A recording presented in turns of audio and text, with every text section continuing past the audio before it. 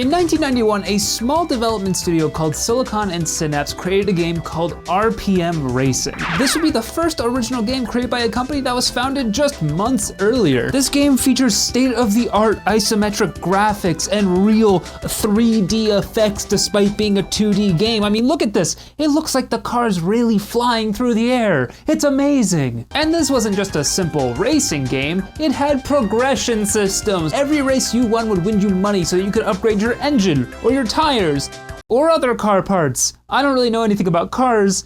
I got my oil changed for the first time in 4 years last week. I think that's a bad thing. Despite the fact that when I played RPM Racing, I came in last literally every single time by 13 seconds or more, which is a game design issue and not a skill issue, by the way. I couldn't help but notice the overwhelmingly high quality, despite the fact that this game came out in 1991. That's a long time ago. It makes me wonder whatever happened to Silicon and Synapse. I'm actually gonna look it up right now. They did what to their female employees?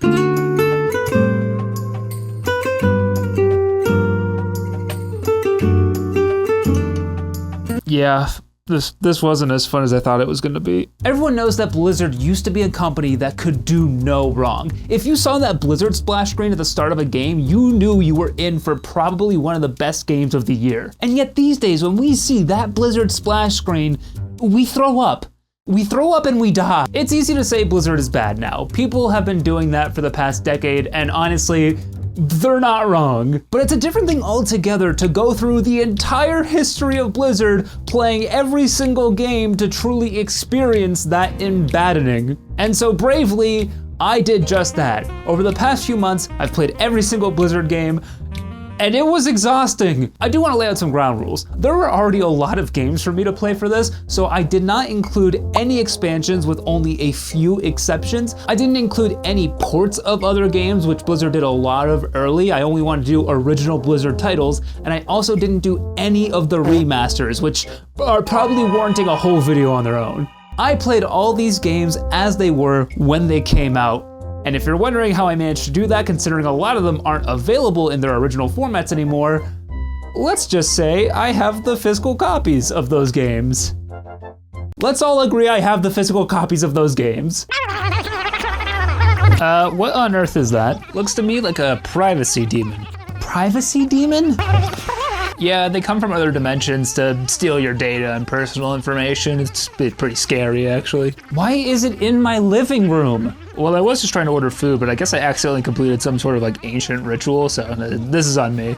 Okay, what is it gonna do? Is it dangerous? I think he's gonna try and get your data from data brokers. What even are data brokers? They're like these big corporations that buy your personal information from things like social media or grocery store reward programs. These data brokers collect all that information and then sell it to other companies. And you're telling me this demon is going to get my data from those places? Yeah, and those companies are susceptible to data breaches, so this demon, and really anyone else, could find your personal information and use it against you. Oh God, okay, is there anything I can do to stop it? Yeah, I would say you have two options in this situation. The first would be to sacrifice your soul to a more powerful demon that can defeat this one, or you can use this video's sponsor, Delete Me. I use Delete Me and I've never had a privacy demon issue. Delete Me will automatically find and remove your information from hundreds of data broker websites. You just have to sit back and relax while it happens. I've personally used it myself. This is actually my dashboard I'm showing right now. Okay, yeah, how do I sign up? Okay, well, good news, and you should hear this too. If you go to joindeleteme.com/idle right now, you'll get 20% off US consumer plans.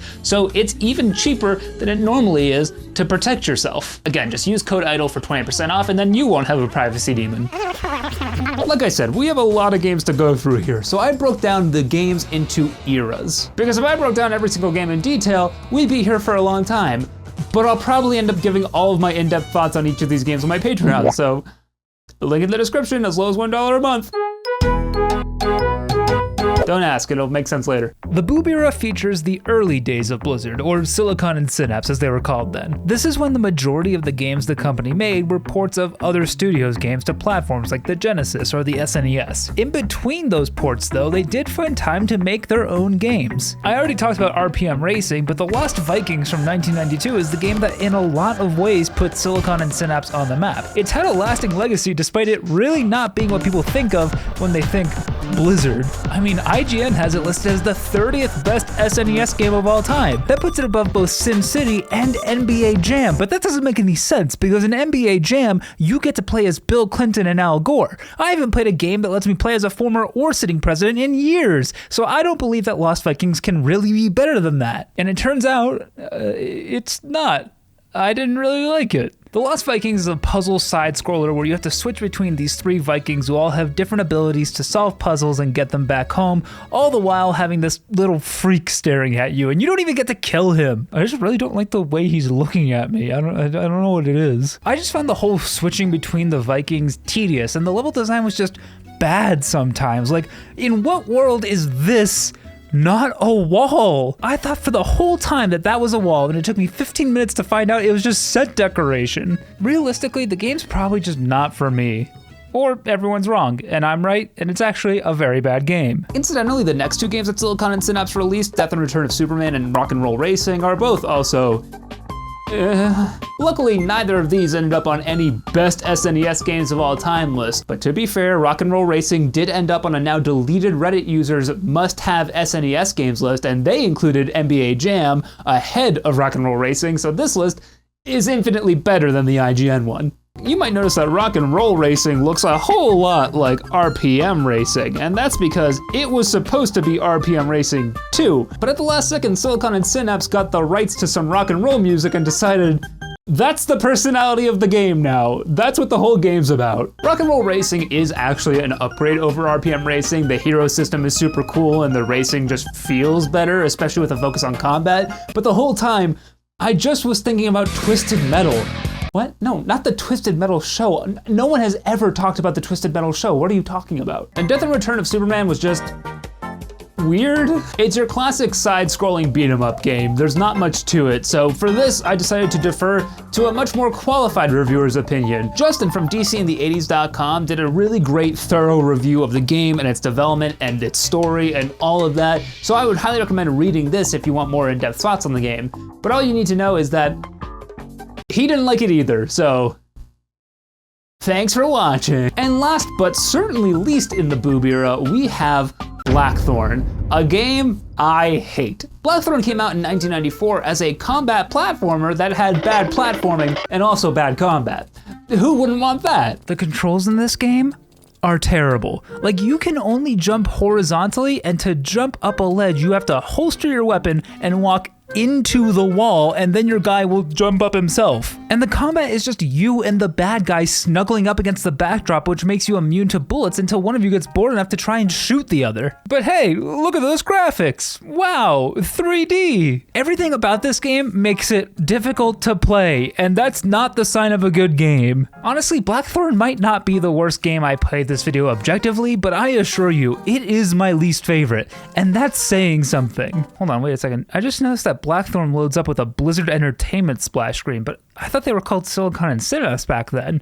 What's that all about? Let me answer that question with a question. What's the first thing you think of when you hear Silicon and Synapse? If you said fake boobs, then you're on the same page as the people who were calling then president of Silicon and Synapse, Alan Adam. What we actually got over the phone was, silicone, isn't that what you put in women's breast implants? And what the hell is a synapse? Why were people calling the president of a game studio saying, hey, your name reminds me of fake boobs?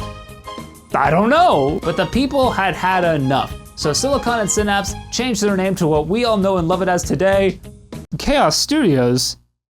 Wait a second, that's not right. Okay, so they actually changed their name to Chaos Studios for like a month, and then they got extorted by a company called Chaos Technologies who were like, hey, pay us if you want to use that name. And they were like, no. So they changed their name to Blizzard Entertainment, and the rest was history. Anyway, that's why I called this the Boob era.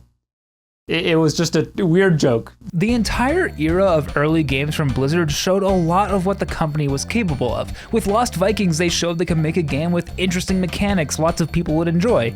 Not me, though. I hated it. And with Blackthorn and even the racing games, there was clear technical and graphical ability on display. But these games just felt flat to me, like any company could have put them out.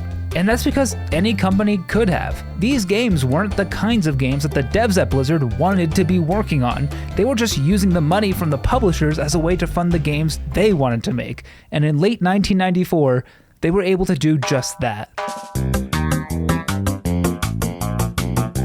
For the name of this era, I Google searched synonyms for up and coming, and thesaurus.com gave me girl boss.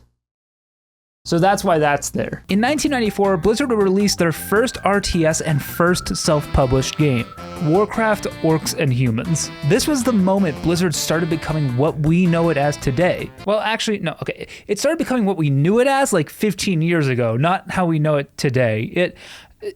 Whatever, they made a good game. I've never actually played any of the Warcraft series, and I was so looking forward to playing each and every one of these games because they're all important parts of gaming history. And I pretty quickly found out why. Warcraft 1 is the first game I played that I actually lost track of time playing. I feel like you could tell it was made by a team of people who loved the RTS genre, specifically Dune 2, which is often credited as the first of its kind and a direct inspiration for Warcraft. What's even better though is you could also tell it was made by people who wanted to innovate on that genre, not just chase a trend. For example, Warcraft 1 innovated by having the units get angry if you clicked on them too much.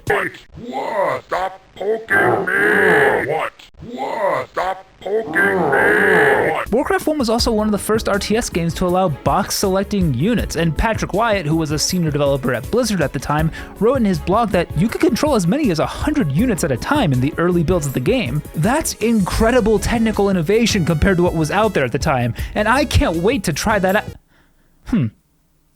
Hey Patrick, I understand that 100 units at a time may have been too many, but why can I only select 4 units at a time? Patrick says this is so players had to think tactically about positioning and all that, but I'm gonna go ahead and say that was a bad move. The fact that you can only control 4 units at a time makes launching any sort of attack on the enemy AI basically impossible without heavily weakening them first. This is made worse by the fact that the AI can control as many units as it wants at the same time, and it just makes the whole thing feel unfair and bad. Plus, you can't even hotkey units in Warcraft 1, so there's no quickly controlling different groups. You have to select them all each time, and you just gotta hope you selected the right ones. I do think Warcraft 1 is genuinely a good game, and I imagine playing it back in 1994 would have been a mind-blowing experience. But it's also definitely a game that can't hide from its age. There's so many things, both as technical limitations and design decisions, that just hold Warcraft 1 back. And even back when it came out, it didn't explode in popularity, but it did sell enough to allow Blizzard to fund their next game, Warcraft II: Tides of Darkness. This game's fucking good. Unlike Warcraft 1, Warcraft 2 was an immediate hit when it came out, and it's really not hard to see why. I mean, the graphics alone are so much better than Warcraft 1, despite being made only a year later. But it also did so much to smooth out the rough edges from Warcraft 1. You could select up to 9 units now. That's incredible! For you math nerds, that's 125% more units. Wow! And the story was just better. It had characters you really could care about and understand. And they added naval combat where you could attack oil rigs. I could finally cause my own Deepwater Horizon oil spill. A lot of you weren't even born when that happened. Warcraft 2 really just took what Warcraft 1 was and made more of it and improved on it. It's the perfect sequel. Warcraft 2 was also the first Blizzard game to ever get an expansion in the form of Beyond the Dark Portal. This is the first game I'm just going to recommend outright. Is it perfect by today's standards? No, but it's extremely enjoyable, and it's a sign of what Blizzard was doing even in their earlier years, where they weren't afraid to innovate and push the genres they were working in further. You can tell just by playing this game, and from Warcraft 1 to be honest, how much passion there was in these games. Reading through Patrick Wyatt's blog posts on the development of Warcraft, he says as much. Like when Alan Adham wanted to try and license the Warhammer IP to be the setting of what would become Warcraft 1, the dev team behind the game was hesitant because they wanted ownership of the whole thing, from the tech down to the story and the characters they were creating. At the same time that Blizzard was making Warcraft 1, they met another small studio called Condor, who had been following a similar path to Blizzard, making small ports of games while dreaming of making one of their passion projects. Long story short, Blizzard and Condor did what the Sims would call woohoo together, and Condor became Blizzard North, the San Francisco branch of Blizzard.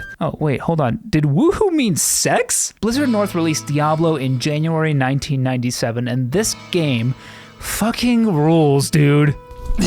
Stop what you're doing and go find a physical copy of this game, like I did, and play it right now. I swear to God, it's worth your time. Wait, what's that? You think I'm lying when I say I got a physical copy of Diablo?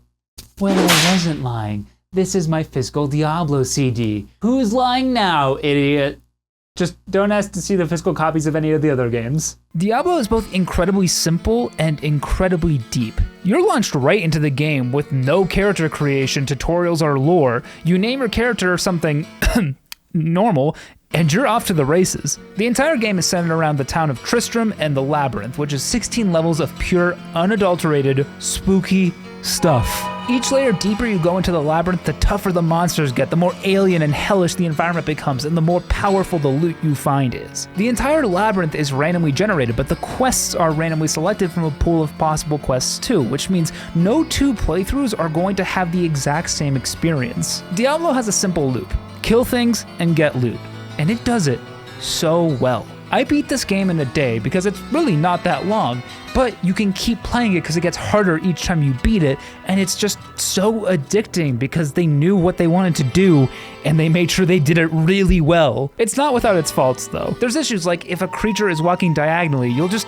not be able to hit it with your arrows, or the feature where your gear is destroyed when it hits 0 durability instead of being useless until repaired. Despite all its faults though, Diablo is still an iconic game for a reason. Yes, it's dated, but to me, it holds up today. When you take a step back and look at the last 3 games Blizzard had released at this point, it's kind of incredible. All 3 of these games are iconic in their own right and reinvented or even invented the genre they were in. Blizzard was just on an all-time heater with their last 3 releases, and I, for one, cannot wait to see what they have next for me to play. I mean, what do you want me to say? What do you want me to say? The last 3 games were like transcendent video games, and then they released a sequel to a decent SNES game. It just feels like, oh, who invited you here? Yes, I did play Lost Vikings 2. I played all of these games, and it's fine, I guess. The graphics, I would argue, are actually worse than the first game, but the puzzles are better, the level design is better, and the new unique abilities that the 3 Vikings have are cool. I really want to move on to the next game because it's a game I've been dying to play like my entire life. Okay, so you know how we got Warcraft? Well, what if we had Warcraft in space? I call it Star Wars. Starcraft was Blizzard doing that silly little thing they did in the 90s where they released games that would be extraordinarily well received and influence a whole generation of gamers. Those little goofballs. I played Brood War instead of the base version of Starcraft because that was the game that I always heard those balding white dudes tell me to play whenever I played Age of Mythology as a kid. I didn't listen to them back then, but as a bald white guy myself now, I felt ready to take this one on. And Brood War was interesting to me. It was the first RTS of the 3 I've played so far that really felt like a modern RTS. It doesn't have any of those rough around the edges parts that Warcraft II had to make microing units uncomfortable or managing your resources a pain. In 1998, Brood War also came out with something called Battle.net, which, believe it or not, was actually really cool back in the day and not just an annoying launcher that tried to sell you the 18th Black Ops game. Battle.net is truthfully just as important as any game Blizzard launched in the 90s, considering the impact it had on gaming at the time. Battle.net let players play games like Warcraft 2 and Starcraft and Diablo over the internet for free in a seamless experience. The fact that it was free and so frictionless was mind-blowing. I remember watching my brother play Diablo II. So sorry, I'm just really excited to talk about that game. I remember watching my brother play Diablo 2 in 2002 and being blown away by all the people in the lobby of the game that were talking and trading and partying up to take on the Hell campaign. But why am I telling you this? Because I didn't really enjoy the campaign for Brood War. I thought the missions were repetitive and the story was lackluster, but that doesn't mean it's a bad game. What Brood War was for most people was an incredibly well-made, competitive RTS, and the first of its kind that could be played with all of your friends and people you met on the forums. Brood War is fondly remembered by fans of it almost entirely because of this, and it was extremely popular up until the release of Starcraft II for that reason too. So while I can't recreate that experience, I can appreciate that this is a good RTS, just with a mid-campaign, and that Blizzard provided an amazing service at the time at no additional cost. It was a true player's first mentality by them, something we might not always get from them. With StarCraft, you get two firsts from Blizzard. First of all, you get the first game they have inducted into the World Gaming Hall of Fame. Did you know that was a thing? I didn't, but StarCraft's in it. And so is Wii Sports. That's awesome! But StarCraft also signified the moment that Blizzard was no longer an up-and-coming girl boss studio. They were now dominating the world.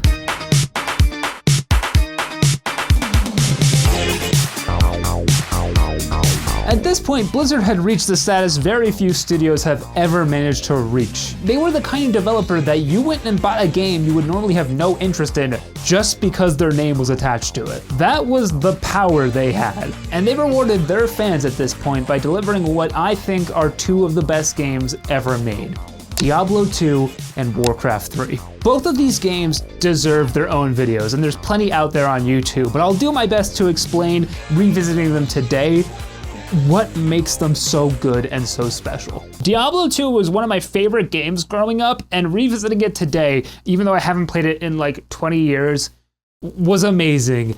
I love you. The world of Diablo 2 managed to take that feeling and satisfaction from Diablo 1 and expand on it in an incredible level of detail. You weren't restricted to one labyrinth anymore. You could go to a desert, to a mountaintop, to the creepiest depths of hell. It's just mind-blowing the amount they squeezed into this game. And that's not even talking about the new character customization options like the skill tree that really made Diablo 1 look just super basic. Because it was. Because a good sequel should be more and better. And Diablo 2 is more.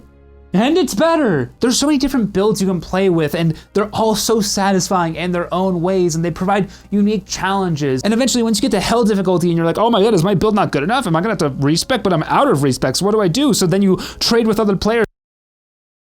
I'm willing to admit that a lot of my enjoyment of Diablo 2 might have to do with nostalgia. That's totally possible. But I'm not gonna say that it relies on nostalgia. It's too good of a game to say that. There's still a pretty sizable content creation scene for Diablo 2, more than 20 years after it came out. That's crazy. As for Warcraft 3, I have no nostalgia for that game. I've never played it. And yet it's still fucking rocked! But just like how Diablo 2 took its predecessor and expanded on it in ways that made it its own extremely special game, Warcraft 3 did that to an even larger degree. That's really hard for me to say because I love Diablo 2 so much. Playing Warcraft 3 for the first time, I was expecting to enjoy it, but I was also expecting to run into a lot of awkward mechanics and story moments. I mean, it is over 22 years old. But instead, I fell in love.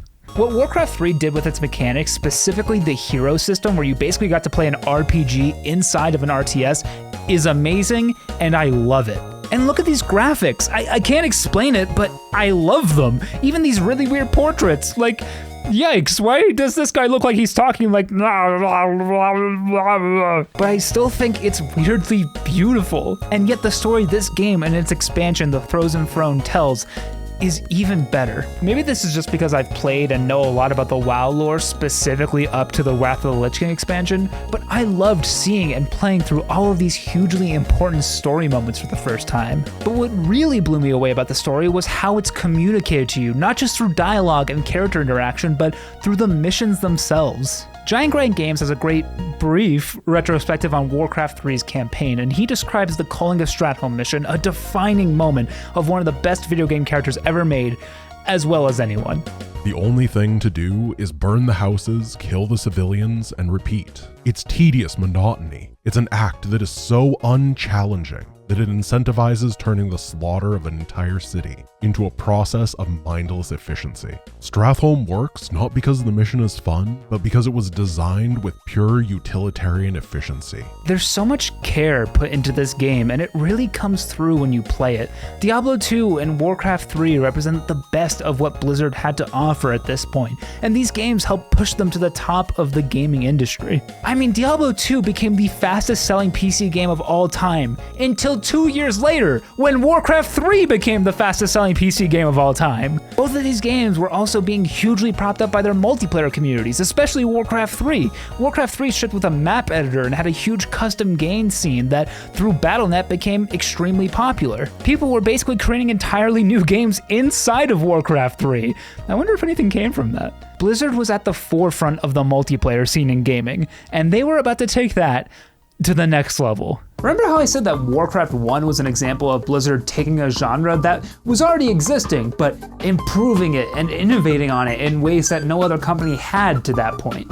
Well, that's what World of Warcraft was, and yet on a much, much bigger scale. Playing through classic World of Warcraft, you can definitely feel the influence of the MMOs that came before it, like Ultima and EverQuest, but you can also tell that they did not want to just chase that trend. They had their own idea for what would make a good, massively multiplayer game. That's what I think made it so special back in 2004 and why it has staying power today. It's a very intentional game. Blizzard took the world that they had established in their 3 Warcraft games and turned it into one of the first ever theme park MMOs. Unlike sandbox MMOs, which just threw you into a world and said, figure it out, theme park MMOs were really designed to walk you through the world step by step, without you knowing it though. Like in most of Classic WoW's leveling, you feel like you have this freedom to do whatever you want to do, but the quests and leveling zones were really carefully designed so that you would progress in a pretty similar way to everyone else, and that progression was made to be extremely satisfying.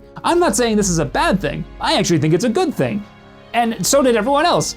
World of Warcraft is insanely popular. The biggest thing about World of Warcraft though was how much more accessible it was than other MMOs at the time. Compared to some of those games, World of Warcraft was really easy. So much of the content could be done solo, especially questing, which was not the case back then. The devs knew what the game was, and that's why even though the grind from level 1 to 60 and getting all the raid gear was a slog, it was still fun, and it's still fun to this day for a lot of people, me included. Before you say nostalgia, I did not play World of Warcraft for the first time until 2023, so I don't give a shit about the history of this game. I just like it. And that's not to mention the technical innovation that World of Warcraft was. Most notably, the lack of loading screens as you walk through the world. That was unimaginable back in the day, especially on the scale it was pulled off in. What I'm saying is that WoW was groundbreaking on so many levels, from game design to technology, and you can feel the intention behind every aspect of the game as you play through it. There's a video I love going back to from 2005. This is Jeff Kaplan, designer and game director on World of Warcraft, talking about the design and thought process behind raids in vanilla World of Warcraft. And watching this video, you can feel his excitement and passion about the whole process, and that at the end of the day, the whole team just wanted to make an amazing game that they themselves would want to play. And they did that. That's why decades later, Vanilla WoW and Diablo II and Warcraft 3 have all stood the test of time. They were made by people who played video games and wanted to create the next generation of great games. This whole section is what the kids would call glazing.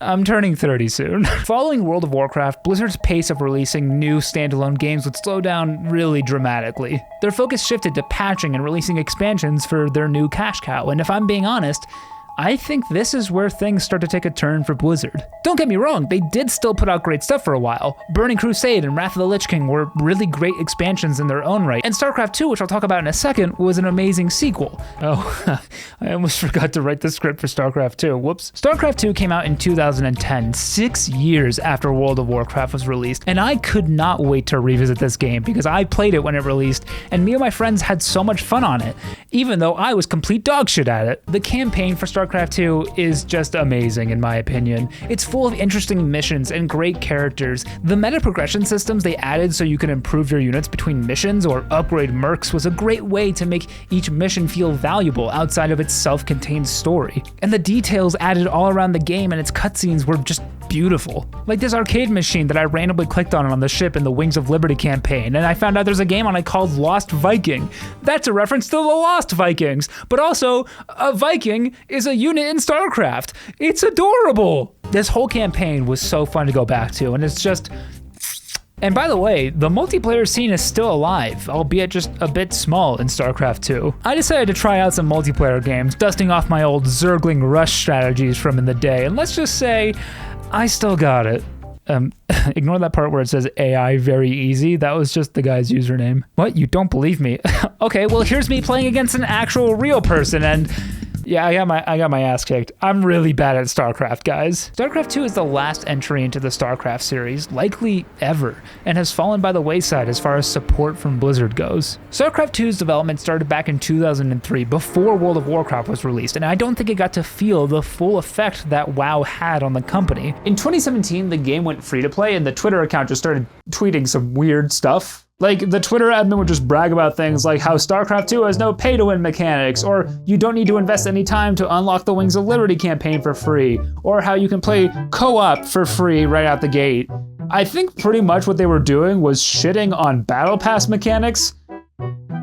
This isn't gonna age well. Oh, also they tweeted this weird fan edit of The Force Awakens, but with Protoss units. Can someone explain this to me? I don't get it. For a lot of fans, this is the last entry in the golden era of Blizzard. Not only is it the last real-time strategy game Blizzard would make, but it's also, for a lot of people, the last high-quality game they would ever put out. But at this point in 2010, World of Warcraft was still dominating, and Blizzard remained at the top of the gaming industry, and really hadn't done anything wrong. Until...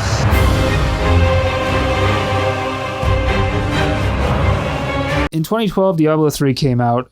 I played it again, guys. I played it again. If you know anything about me, you know how I feel about it. I want to take a step back really quickly and talk about the development of Diablo III, because I think that really starts to show that things at Blizzard were just going wrong from top to bottom. Blizzard North, the creators of the first two Diablo games, were in the middle of production on Diablo III in 2005. If you look around enough on the internet, you'll find screenshots of what Diablo III looked like from Blizzard North, and screenshots don't really mean anything, but the tone of the game seemed like it was what we wanted from Diablo 3. But overall, the whole situation was just a shame. A few of the developers from Blizzard North were moved over to the main Blizzard offices to work on the new version of Diablo 3, but the bulk of the game was put into the hands of existing Blizzard employees, and Jay Wilson and Chris Metzen were made the leaders of the project. The whole time in developing and talking about Diablo 3 publicly, Jay Wilson and his team spent more time talking about how Diablo 2 wasn't actually a good game, and how people's memories of it were clouded by nostalgia and not facts. This kind of statement is something that Blizzard will become a fan of repeating for quite a few more years. The 4 years between the Diablo 3 announcement and its release just felt like it was partly a smear campaign on Diablo 2 for no reason. To quote Indigo Gaming from his great documentary on the development of Diablo 3, they saw Diablo 2 as something to be corrected instead of something to be perfected. I've said it a few times now that the best way to make sequels is to take the previous game, make more of it, and make it better. It's a gross oversimplification of the process, but I think it's generally accurate. Revisiting Diablo 3 and the whole Diablo series for this project, I can confidently say that's just not what they did with this game. The campaign has just a terrible, nonsensical story that telegraphs any plot twist it sets up from the very first moments of the game. They kill off beloved, iconic characters in the most anticlimactic ways, and the whole thing can be completed in a day easily. And as it turns out, the lackluster campaign is just a teaser for the absolutely phoned-in endgame. What made Diablo 2 so fun was the loot. It made the repetitiveness of the grinds feel rewarding. Plus, with the different bosses you could kill, there was always some variety to it all. That's not to say Diablo 2's endgame is great. It's not. It's what should have been improved on. But instead, all we got was greater rifts, which overwhelm you with loot to the point that none of it means anything, while feeling like the same thing over and over again because your character is already overpowered and doing damage per second in the literal millions. I do think the expansion Reaper of Souls is a general improvement on the game, but Diablo 3 still feels so out of touch and disconnected from not only what the Diablo series is, but what players of ARPGs really wanted. It was the first time we saw Blizzard seemingly not at all understand what was fun about the kind of game they were making. And it was the last time for over a decade that we'd see Blizzard release a standalone game with any sort of story or campaign, a staple of the company for so long. Everything surrounding Diablo 3, from its development to its release, not even touching on the decision to make the game online only for no good reason, was just a mess. Playing the game back then and revisiting it today, it's clear that they just didn't know what they were doing to try and reignite this genre. There was no intention behind this game. It wasn't more and better, it was actually less and worse.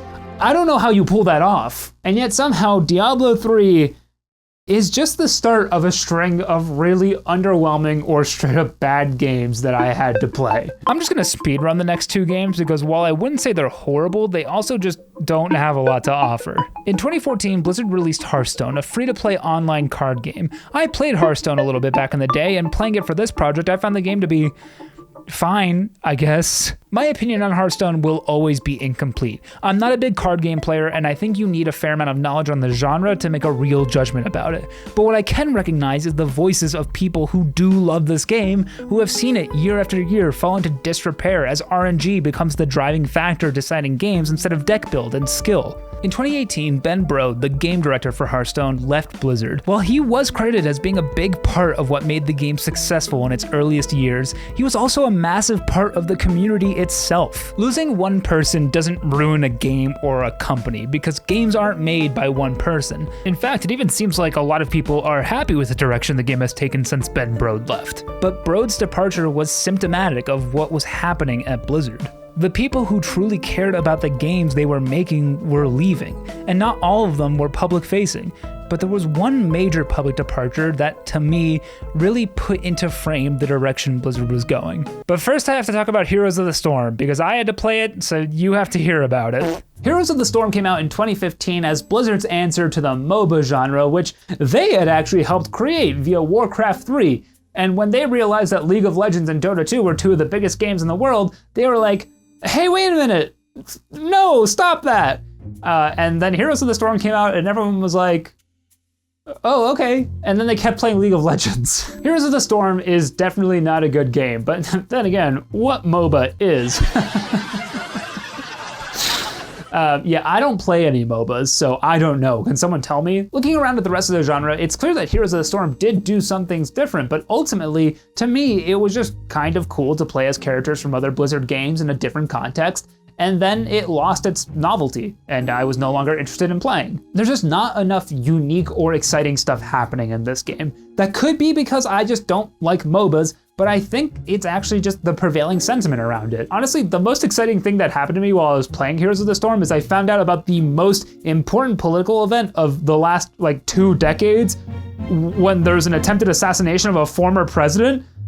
I literally found out about that while playing Heroes of the Storm. All I can say is thank God the shooter missed, because if for the next 20 years people asked me, oh, where were you when you found out about the assassination of a former president? And I had to say, playing a MOBA, and then they would be like, oh, League of Legends? And I would be like, no. And they'd be like, oh, Dota 2? And I would be like, no. And they'd be like, what? And I'd be like, Heroes of the Storm. And they'd be like, fuck you. Anyway, I really think the worst part of this whole era of Blizzard games is there was only one game that was really highly reviewed by both critics and fans that I was really excited to play.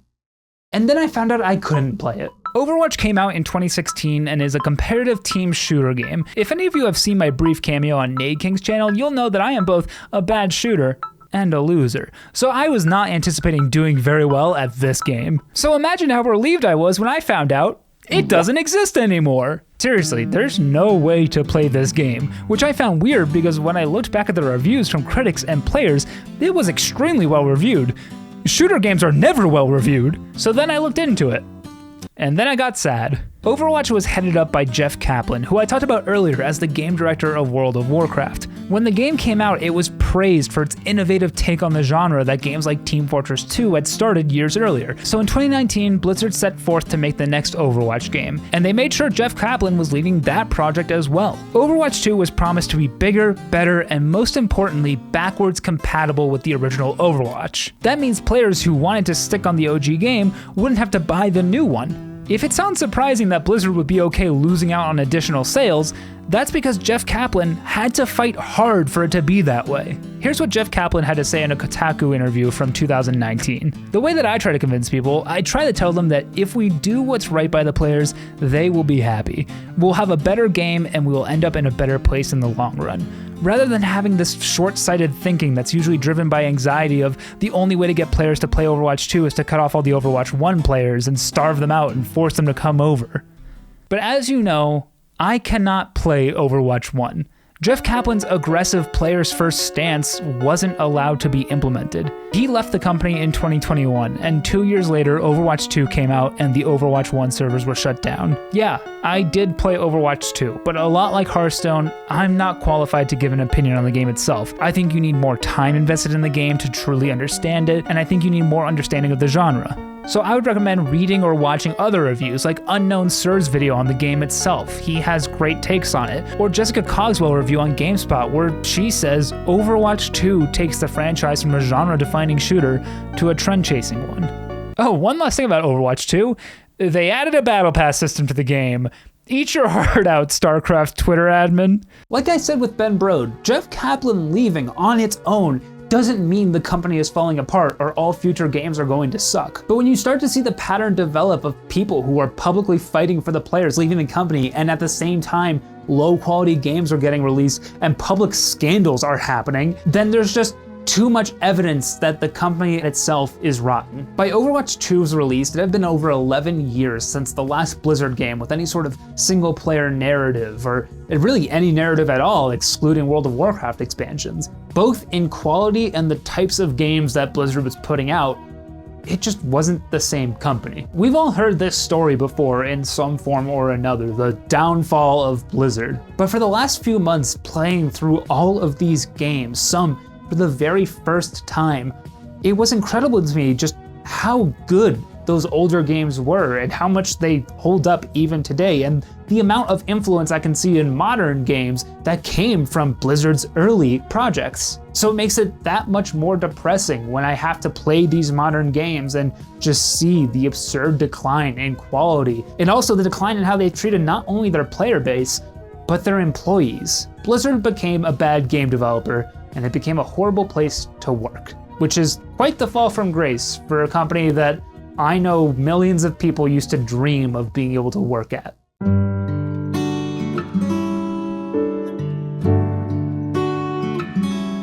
In 2022, Blizzard released Diablo Immortal, their first ever mobile-only game and the first entry in the Diablo series in over a decade. I covered this game more in depth in my video playing every mobile MMO, but all you need to know is it's just not that good. It's a shallow experience that serves more as a storefront for microtransactions than an actual game with any sort of real intention.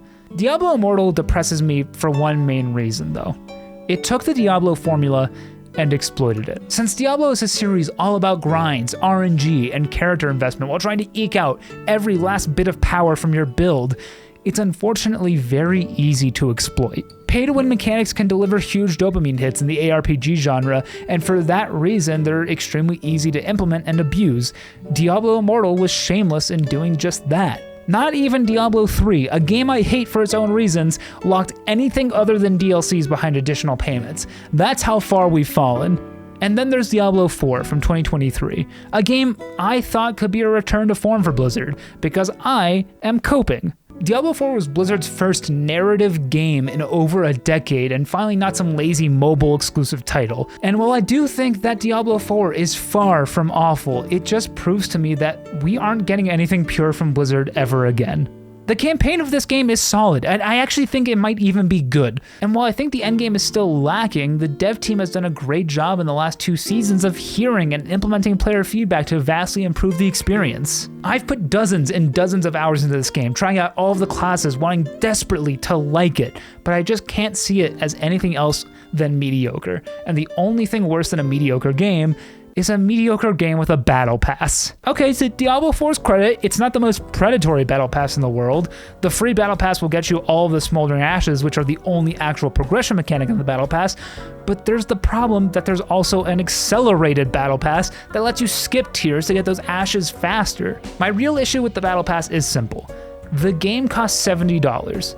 That should be a complete finished game. The idea of charging people to get what you would consider a complete experience every single season is insane to me. No, you don't need to buy the battle pass to have a good time, but it's still a dog shit move on Blizzard's part to implement one with pay-to-win mechanics in a $70 game, especially with the $40 expansion coming up, meaning this game, if you bought it on release, will cost you $110, not including any battle passes. I just want to remind you that this company is worth over $70 billion based on the Microsoft acquisition, and yet is leaving players to foot the bill as they continue to cash in. Listen, from a business perspective, Blizzard is doing just fine. They're actually doing really fucking well, but I can't help thinking of that Jeff Kaplan quote about the development of Overwatch 2.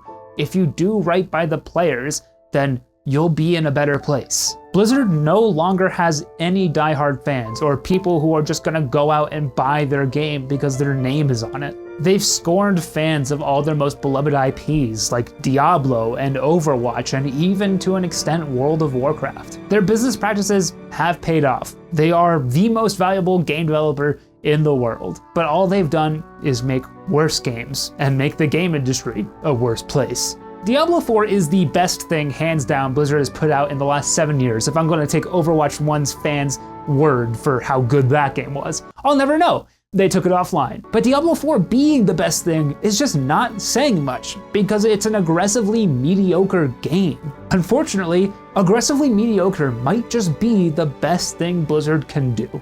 I didn't expect to love some of these past Blizzard games to the extent I did, especially the Warcraft series. I expected that when I revisited these older games, I'd find tons of issues and realize that they're really just products of their time, and nostalgia was the reason that players of those games still love them today. But instead, I found games that reinvented genres and really tried their hardest to make games that would matter. These games were amazing collaborative efforts by designers and developers and artists and writers who were all on the same page. And it's really sad to see how Blizzard and Activision and all of these big companies and the higher ups have been phasing out the people like Patrick Wyatt, Ben Brode, Jeff Kaplan, and all of the behind the scenes people who aren't as public facing, who do really care about putting out high quality games. Instead, they're more focused on putting out the next RNG loot box multiplayer game that will make them tons of money by abusing their player base. That all said, my job's not done yet. There is one more Blizzard game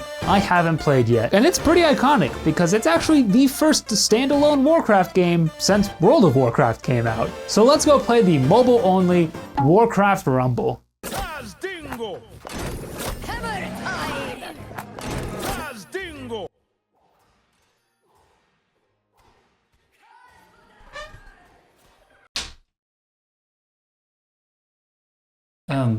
The game's actually surprisingly good.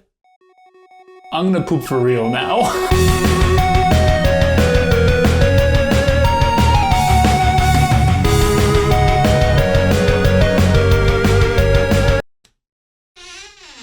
Subscribe. This video was brought to you by my Shadow Cabal, but they're secret, so pretend you didn't see this part unless your name is a hobo with a spork. Hey, you're a patron. Thank you so much for your support. Hey, you're a patron. I like you very much, cause hey, you're a patron. Patreon is where you're at. You went to the URL in the description and you gave me your money, and that's pretty neat. Hey, you're a patron. Thank you so much for your support.